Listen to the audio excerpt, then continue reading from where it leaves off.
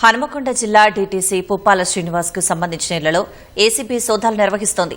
ఆదాయానికి మించి ఆస్తులున్నాయనే ఆరోపణలతో తనిఖీలు చేపట్టారు.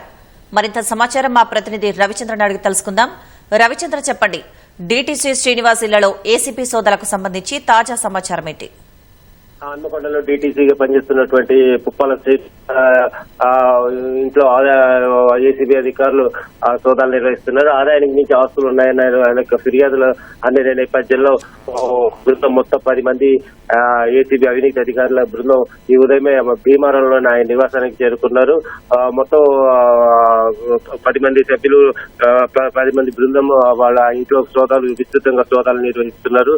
ఆయనకి ఆదాయానికి మించి ఆస్తులు ఉన్నాయన్న అభియోగాలు చాలా ఉన్నాయి. గతంలో కూడా అనేక ఆరోపణలు వచ్చాయి. అయితే ఇటు హైదరాబాద్ లోను, కరీంనగర్, జగిత్యాల ఇక్కడ కూడా ఏకకాలంలో కూడా అధికారులు, అవినీతి శాఖ అధికారులు ఈ సోదాలు నిర్వహిస్తున్నారు. దీనికి సంబంధించి ఒక గంటన్నర నుంచి ఈ సోదాలు మొదలు పెట్టారు.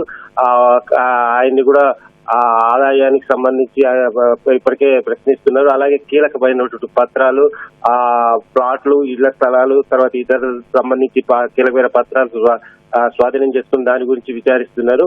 మొత్తం ఒక రవాణా డిప్యూటీ ట్రాన్స్పోర్ట్ కమిషనర్ ఇంట్లో ఈ విధంగా సోదాలు నిర్వహించడం కలకలం రేపుతుంది. భీమారంలో ఆయన నివాసం ఉంటుంది. అక్కడ ఏసీబీ ఇన్స్పెక్టర్ డీఎస్పీ సాంబయ్య నేతృత్వంలో ఈ సోదాలు జరుగుతున్నాయి. మధ్యాహ్నానికి పూర్తి వివరాలు వెల్లడిస్తామని చెప్తున్నారు. అలాగే ఇటు జగిత్యాలకు కూడా ఈయనకి సంబంధించి పుప్పాల శ్రీనివాస్ సంబంధించి ఆస్తులు ఉన్నాయి. అలాగే కరీంనగర్, హైదరాబాద్ లో కూడా చాలా చోట్ల ఆయనకు సంబంధించి బంధువుల ఇళ్లలో కూడా ఏకకాలంలో ఈ సోదాలు జరుగుతున్నాయి.